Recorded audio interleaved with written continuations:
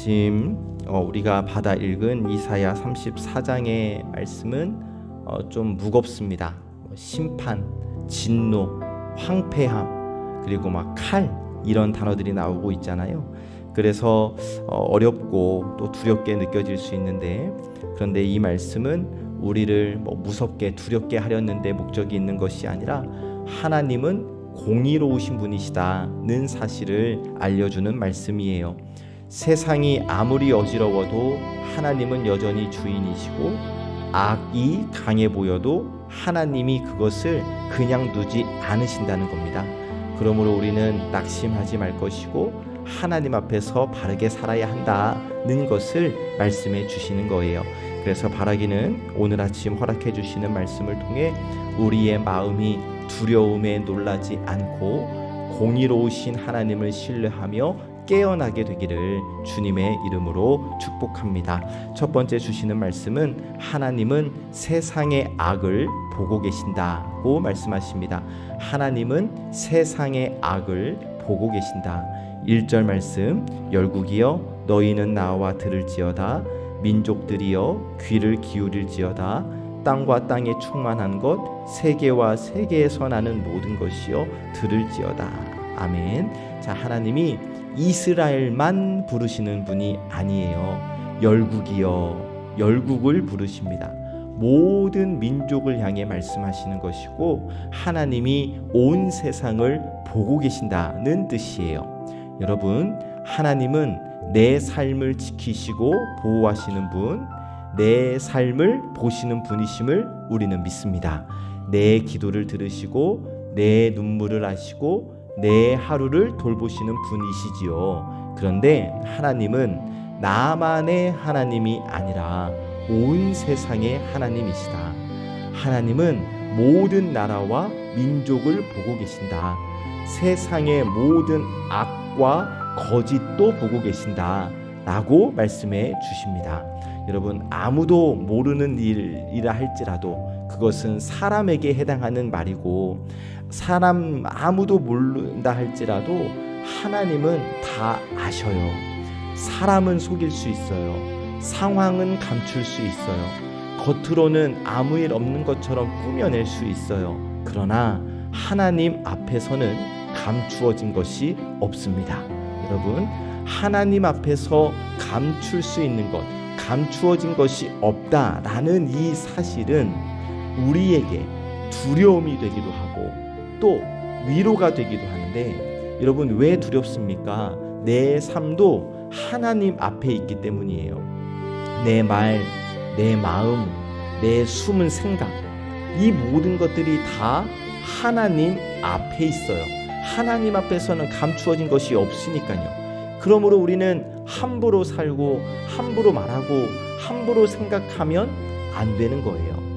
그리고 또 이 하나님 앞에서 감추어진 것이 없다는 말씀은 우리에게 또 위로가 되는데, 왜 위로가 되겠습니까? 하나님이 모든 것을 보고 계시니까요. 사람들이 몰라주는 억울함 하나님이 아셔요. 세상이 외면하는 내 아픔 하나님이 보세요. 악한 일이 그냥 지나가는 것처럼 보여도 하나님이 다 알고 계신다는 거예요. 여러분, 이것을 꼭 기억하시고 믿으시기를 바라요. 하나님은 아시고 하나님은 보고 계십니다. 하나님은 잊지 않으세요. 그러므로 우리는 악을 보고 낙심하지 않아야 할 것입니다. 세상이 다 무너지는 것처럼 보여도 하나님은 여전히 보고 계시고 여전히 말씀하시고 여전히 하나님이 온 세상의 주인이십니다. 오늘 하루도 우리 마음에 무거운 일을 만날 수 있어요. 불의한 일을 볼 수도 있고 답답한 현실을 마주할 수도 있어요.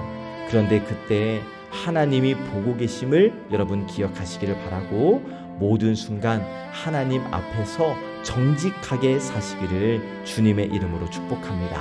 아멘. 두 번째로, 하나님은 억울한 눈물을 그냥 지나치지 않으신다고 말씀하십니다. 하나님은 억울한 눈물을 그냥 지나치지 않으신다.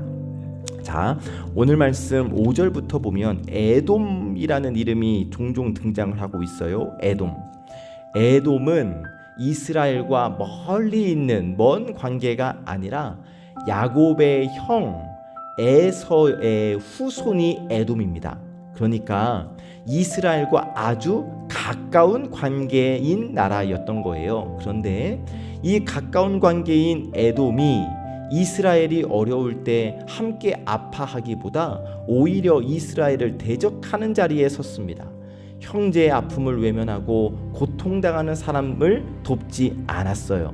그래서 오늘 말씀의 에돔은 그냥 에돔 한 나라라기보다는 앞에 1절에서 열국이여 말씀하신 다음에 에돔을 말씀하시는 거니까 하나님을 대적하고 악한 자의 아픔을 외면하고 악한 길에 서는 모습의 대표이다. 그냥 한 나라만, 에돔이라는 나라에만 국한된 것이 아니라 온 세상에 하나님을 대적하고 악한 자의 아픔을 외면하는 자들을 일컫는 표현이다. 여러분 돌아가셔서 또 한번 묵상하실 때 그것을 보시고 묵상하시면 좋겠고요. 8절 말씀, 이것은 여호와께서 보복하시는 날이요 시온의 송사를 위하여 신원하시는 해라. 아멘. 쉽게 무슨 말씀이냐면 하나님께서 억울함을 풀어주신다는 거예요.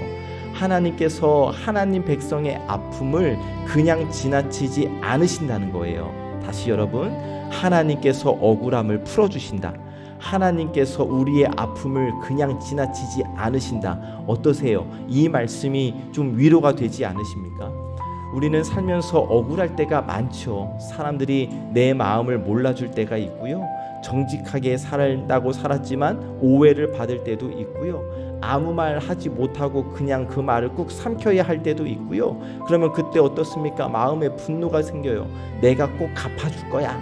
언젠가 저 사람도 똑같이 당했으면 좋겠다. 이런 마음이 올라오는 게 사실이에요. 그러나 성경은 우리에게 복수하라고 말하지 않고 하나님께 맡기라고 말합니다. 왜냐? 하나님은 공의로우신 분이시기 때문에. 하나님은 우리의 억울함을 모르시는 분이 아니에요. 하나님은 약한 자의 눈물을 그냥 지나치지 않으십니다. 물론 이것을 잘못 사용하면 안 돼요. 어떤 사람이 막 미울 때 하나님께서 저 사람을 반드시 벌하실 거야 라고 하면서 내 미움을 정당화하면 안 돼요. 하나님의 공의를 내 감정풀이로 사용하면 안 된다는 거예요. 그저 우리가 해야 할 일은 하나님께 다 맡기는 것. 내가 심판자가 되려고 하면 안 되는 거예요. 내가 모든 것을 갚으려고 하면 안 되는 거예요.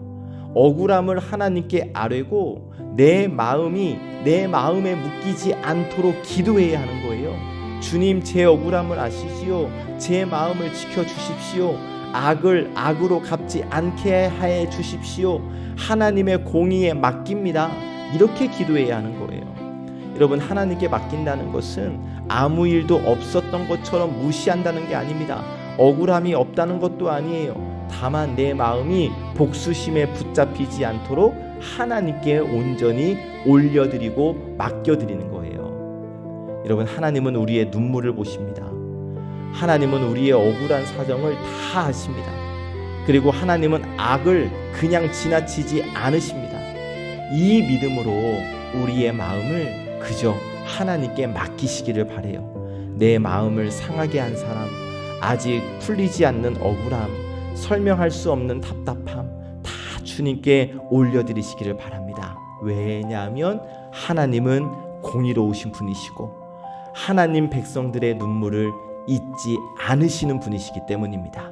세 번째 주시는 말씀, 하나님 앞에서 바르게 살라고 말씀하십니다. 하나님 앞에서 바르게 살라.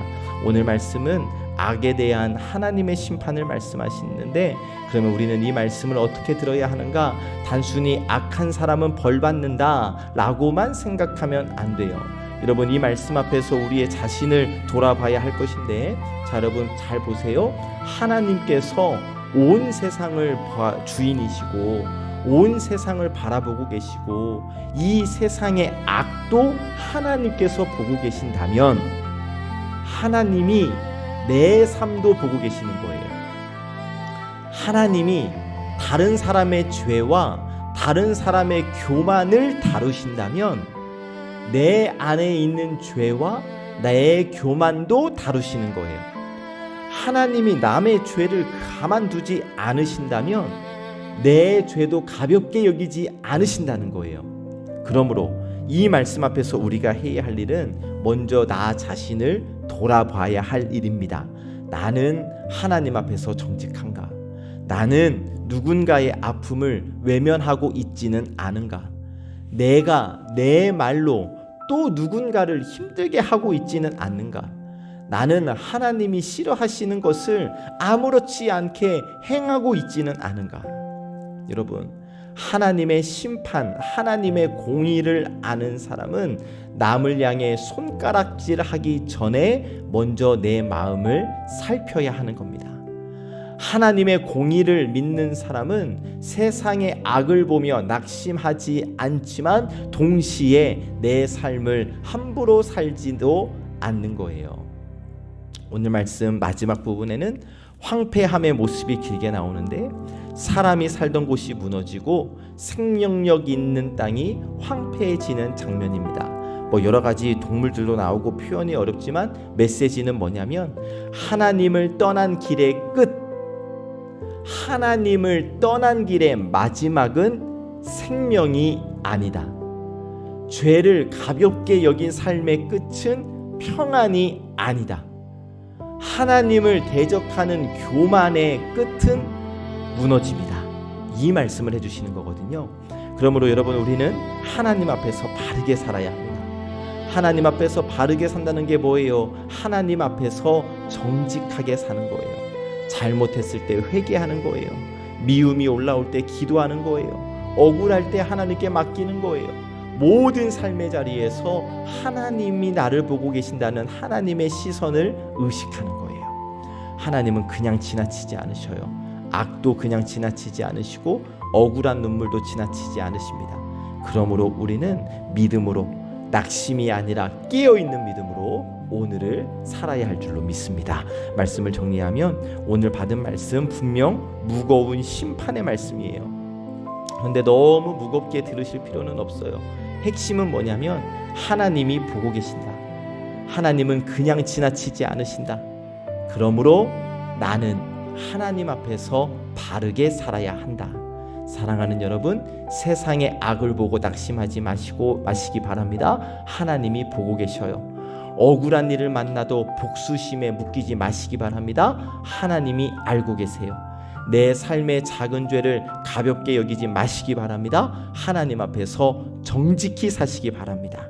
하나님은 이 세상의 악도, 내가 흘리는 눈물도, 우리의 작은 순종도 다 보고 계시니까 그 나를 보고 계시는 하나님 앞에서 깨어있고 정직하고 믿음으로 살아가는 우리 복된 예배자들 되시기를 예수님의 이름으로 간절히 축복합니다. 아멘. 기도합니다. 하나님, 오늘 이 시간에도 저희를 말씀 앞으로 불러주시니 고맙고 감사합니다. 무겁고 어려운 심판의 말씀 속에서도 하나님이 온 세상을 보고 계시며 악을 그냥 지나치지 않으시고 억울한 눈물도 외면하지 않으시는 공의의 하나님이심을 깨닫게 하시니 감사합니다. 하나님, 저희로 이 세상의 악을 보며 낙심하지 않게 하옵소서. 거짓이 이기는 것 같고 악한 사람이 더 강해 보이고 정직하게 사는 것이 손해로 느껴질 때에도 하나님이 보고 계심을 믿게 하시고 주님이 내 마음 다 아시고 기억하시는 줄 믿게 하옵소서. 이 믿음으로 내 억울함과 상처를 주님께 맡기기를 원합니다.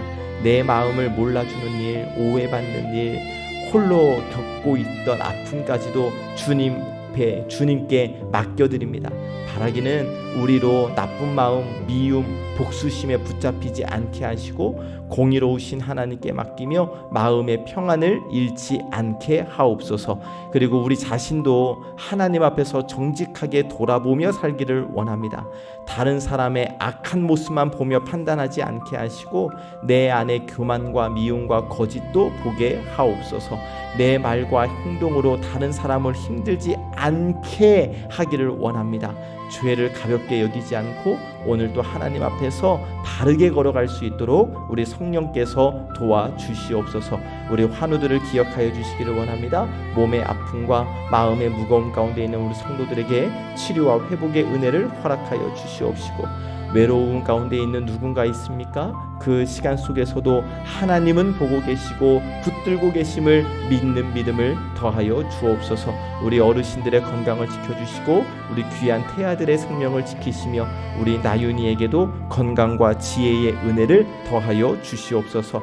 하나님, 오늘 저희의 하루를 하나님께 맡깁니다. 하나님이 보고 계신다, 이것을 의식하여 하나님 앞에서, 하나님의 시선 앞에서 깨어있는 하루가 되게 하여 주시옵소서. 모든 말씀 우리 구주 예수 그리스도의 이름으로 기도하옵나이다.